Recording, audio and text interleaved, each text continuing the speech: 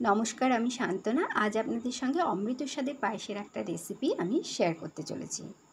অমৃত স্বাদের এই পায়েস আমি কিভাবে বানালাম চলুন চট করে দেখে নিই। এর জন্য আমি নিয়ে নিচ্ছি ছোট্ট বাটির 1 বাটি গোবিন্দভোগ চাল। এই চালগুলো একটা বড় বাটিতে ঢেলে নিচ্ছি, তারপর জল দিয়ে ধুয়ে নিচ্ছি। প্রথমবারে জল দিয়ে হালকা হাতে চালগুলোকে একটু ধুয়ে জলটা প্রথমবারে ফেলে দিচ্ছি, তারপর আবারও আমি জল নিলাম, মোট 2 বার জল নিয়ে ধুয়ে জলটা ফেলে দিলাম। এবার তলায় সামান্য জল থাকা অবস্থায় চালগুলোকে ঢাকা দিয়ে রেখে দিচ্ছি। 12টা মতো কিশমিশ ধুয়ে নিয়ে জলের মধ্যে ভিজিয়ে রাখলাম। এবার একটা বড় বাটির 2 বাটি আগে থেকে ফুটিয়ে রাখা রুম টেম্পারেচারে থাকা দুধ নিলাম। 6 চামচ মতো গুঁড়ো দুধ লিকুইড দুধের মধ্যে দিলাম। এবার গুঁড়ো দুধটাকে খুব ভালোভাবে মিশিয়ে নিচ্ছি। গুঁড়ো দুধের যাতে কোনো লাম্পস না থাকে সেইভাবে লিকুইড দুধের সঙ্গে গুঁড়ো দুধটাকে মিশিয়ে নিলাম।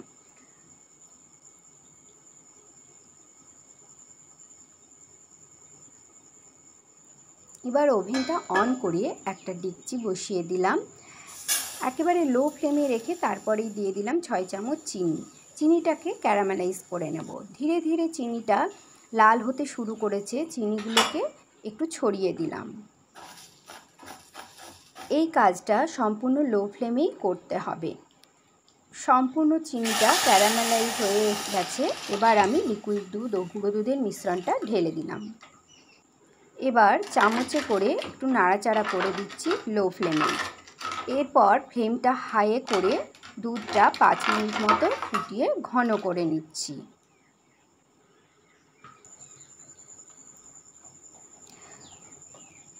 দুধটা ফুটে একটু ঘন হয়েছে। এরপর ভিজিয়ে রাখা গোবিন্দভোগ চালগুলো দুধের মধ্যে দিয়ে দিচ্ছি।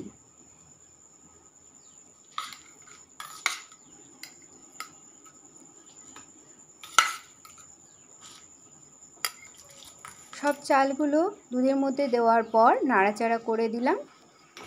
ওভেনের ফ্লেমটাকে আমি এবারে একেবারে লোয়ে করে দিলাম। পায়েসটা সম্পূর্ণ রান্না করব লো ফ্লেমে। সাইডে যে সরগুলো লেগে যাচ্ছে সেগুলো আমি তুলে আবার মিশিয়ে দিচ্ছি দুধের মধ্যে। সাইডে যে সরগুলো লেগে যাচ্ছে সেগুলো আমি তুলে দুধের মধ্যে মিশিয়ে দিচ্ছি। খুব তাড়াতাড়ি চালগুলো সেদ্ধ হয়ে যায়, কারণ আমি আগে থেকে ধুয়ে চালগুলোকে একটু জলে ভিজিয়ে রেখেছিলাম। আমি আবারও 6 চামচ চিনি দিয়েছি। টোটাল আগে 6 চামচ ক্যারামেলাইজের জন্য দিয়েছিলাম, তারপরে আবার 6 চামচ দিয়েছি। তবে সেটা আমি ক্যামেরাবন্দি করতে ভুলে গেছি, তার জন্য সরি। তবে মিষ্টিটা আপনারা আপনাদের স্বাদ মতো দেবেন।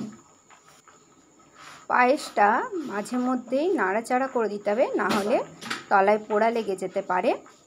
চাল দেওয়ার পর 10 মিনিট হয়ে গেছে। এবার চালও সেদ্ধ হয়ে গেছে।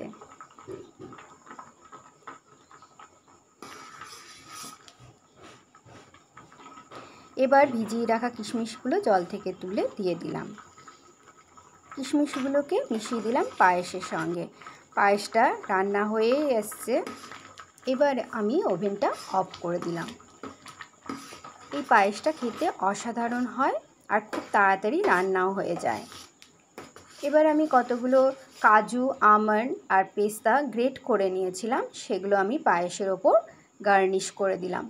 গোবিন্দভোগ চালের স্বাদ আমি বজায় রাখার জন্য এখানে কোনো রকম এলাচের গুঁড়ো ব্যবহার করিনি, তবে আপনারা চাইলে এলাচ গুঁড়ো দিতে পারেন। পায়েস একেবারে রেডি। একটু ঠান্ডা করে পরিবেশন করুন। সকলেরই খেতে ভীষণ ভালো লাগবে। Please do like, comment, share and subscribe to my channel. আজ এই পর্যন্তই। দেখা হচ্ছে পরের ভিডিওতে এইরকমই সহজ সরল কিন্তু মজাদার কোনো রেসিপি নিয়ে। Till then take care. Thank you.